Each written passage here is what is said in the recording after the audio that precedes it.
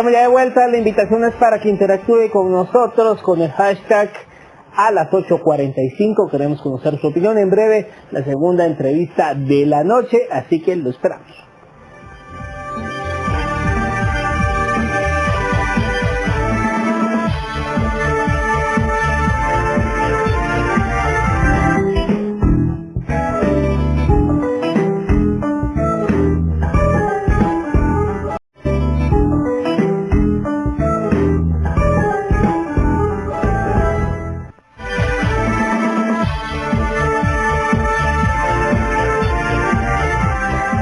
Muchas gracias por continuar con nosotros. Vamos a iniciar el abordaje del segundo tema, y este está relacionado con la iniciativa de ley 5263, la cual fue presentada en el Pleno del Congreso de la República ya con un dictamen favorable.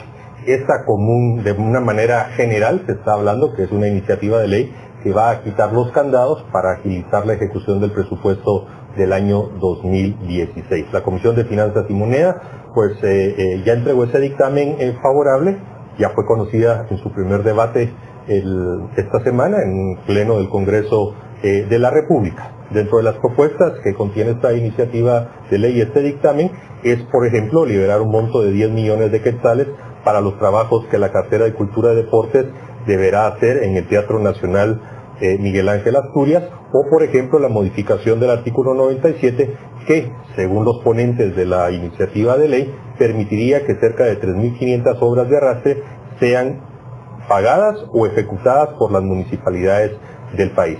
Pero uno de los temas más importantes es cómo se fiscalizarán estos gastos si se llegan a liberar los candados presupuestarios previstos en el decreto 50/2016, que es la Ley General de Ingresos y Egresos del Ejercicio Fiscal 2017.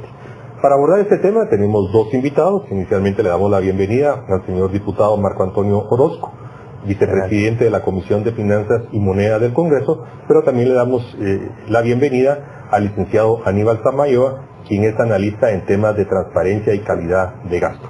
Y tal vez una pregunta para relajar un poco el ambiente, señor diputado Orozco, usted como vicepresidente nos llamó la atención de que el dictamen no lo firmó usted. Al menos en el documento que hay desde el Congreso nos llama la atención que usted no firmó ese dictamen.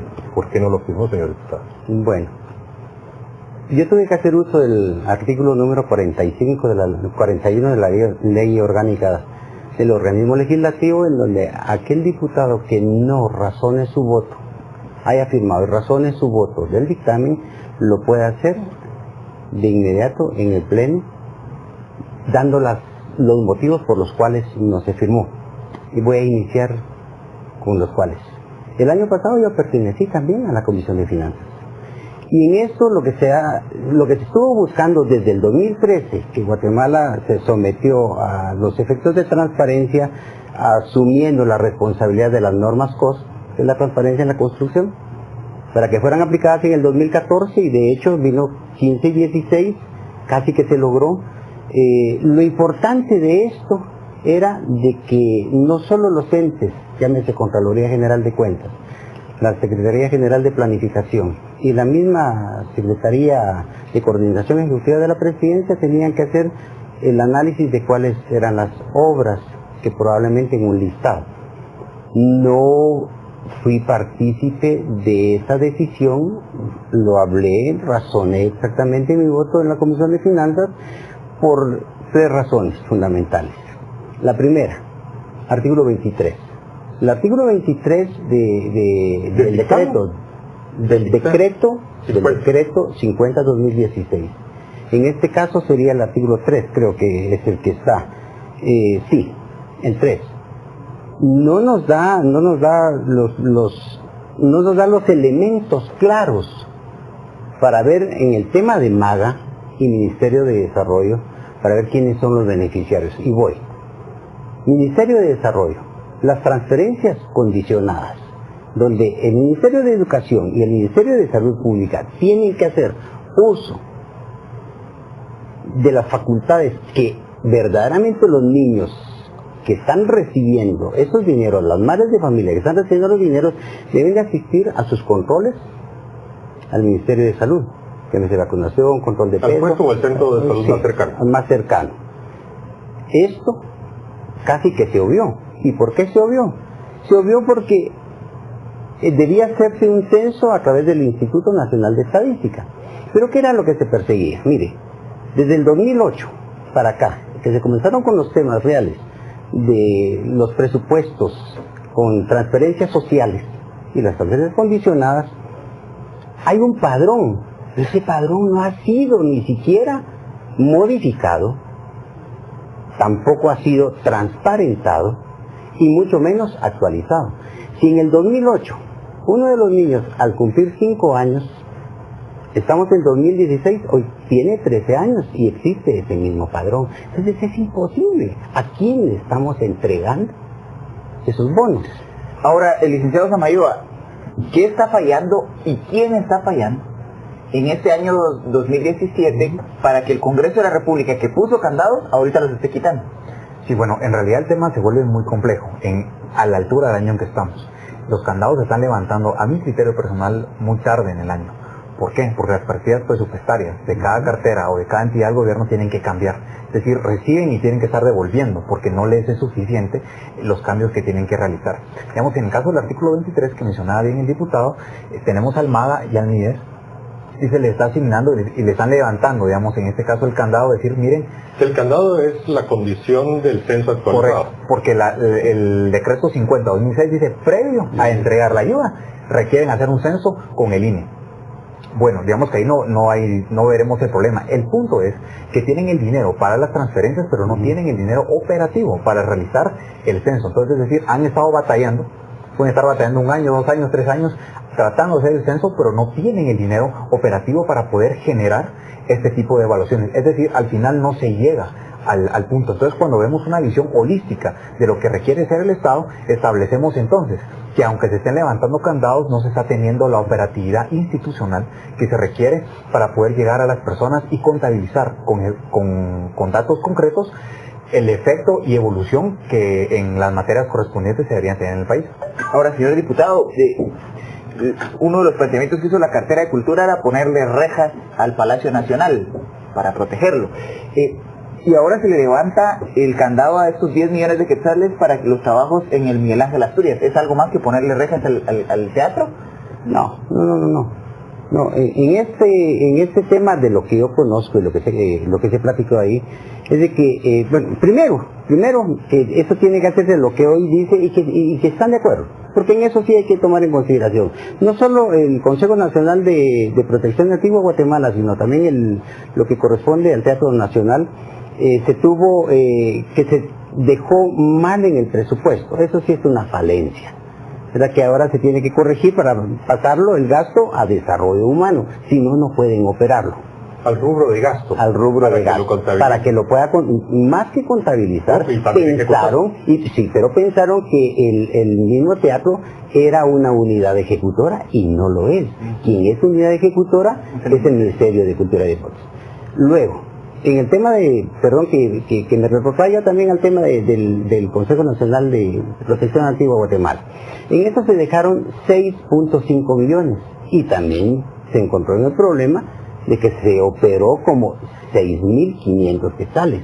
O sea, con eso no pueden hacer nada. En estos temas, pues sí estaría por decirle, si no de acuerdo, pero que se haga esa modificación. En lo demás, donde son los candados, específicamente para ver las cantidades de dinero, vayamos.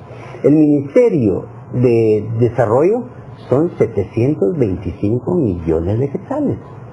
Ministerio de Agricultura son 1.125 millones de quetzales, son 2 millardos.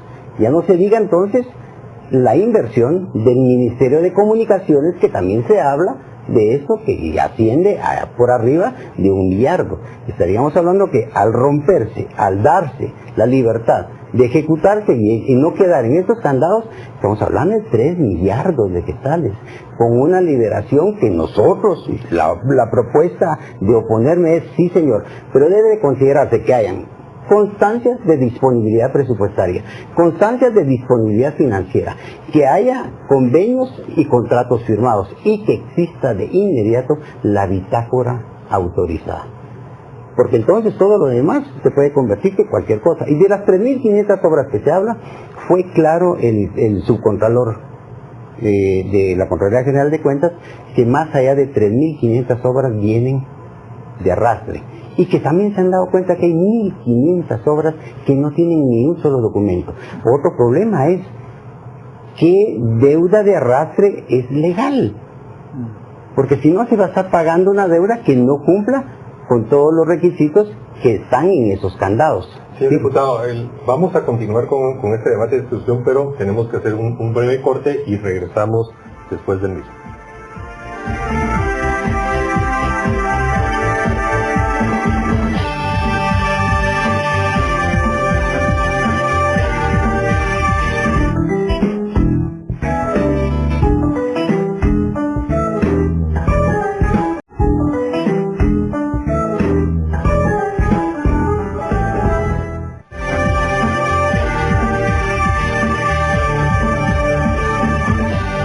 Muchas gracias por continuar con nosotros.